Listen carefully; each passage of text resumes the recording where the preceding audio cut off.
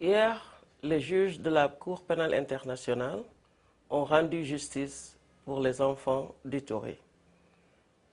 Ils ont déclaré Thomas Lubanga Dilo coupable de crimes commis contre des enfants, les êtres les plus vulnérables de notre société. Aujourd'hui, je voudrais expliquer ce que ce verdict signifie. Certaines de ces victimes sont admissibles pour recevoir des réparations.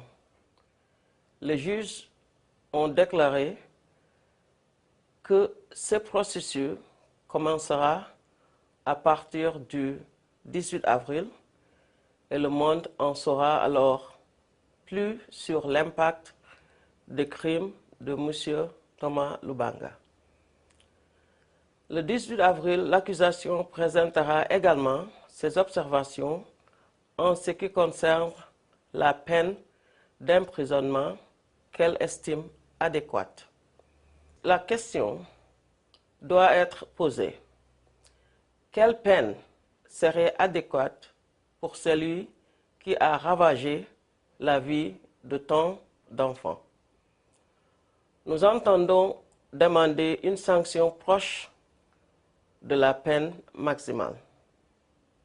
Pour les enfants d'Ituri, pour toute une génération profondément touchée par les conflits, ce jugement représente la possibilité d'un nouveau départ dans la vie.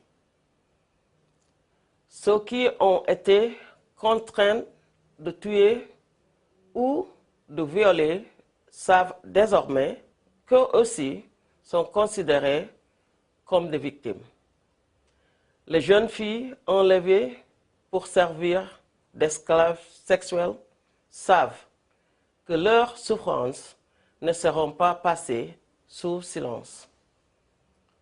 Les nouvelles générations d'Ituri peuvent maintenant espérer se rendre à l'école sans craindre de se faire enlever en chemin. Ces enfants pourront désormais vivre comme des enfants. C'est un droit fondamental que Thomas Lubanga ne pourra plus leur enlever. Ce verdict envoie un message clair. Les crimes contre les enfants ne seront plus tolérés. Suite à cette décision, l'accusation présentera des charges supplémentaires pour meurtre et viol à l'encontre de Bosco Ntaganda, ex numéro 3 dans la milice de Thomas Lubanga. En 2006, un mandat d'arrêt de la Cour pénale internationale a été délivré à l'encontre de Bosco Ntaganda. Bosco est toujours en fuite. Il démontre jour après jour, par les crimes dont on continue à l'accuser, le coût de l'impunité. Il est devenu le leader d'une milice dangereuse, responsable de la commission de viol à grande échelle dans le Kivu en 2009 et 2010. Et il est actuellement un général dans l'armée de la RDC.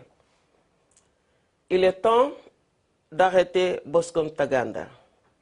Ce n'est pas aux populations civiles de Kivu de payer le coût de l'impunité pour les crimes commis par Bosco Ntaganda.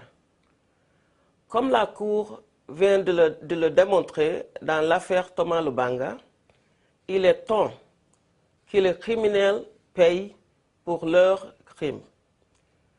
Ceci est un message d'espoir pour toutes les victimes. Merci.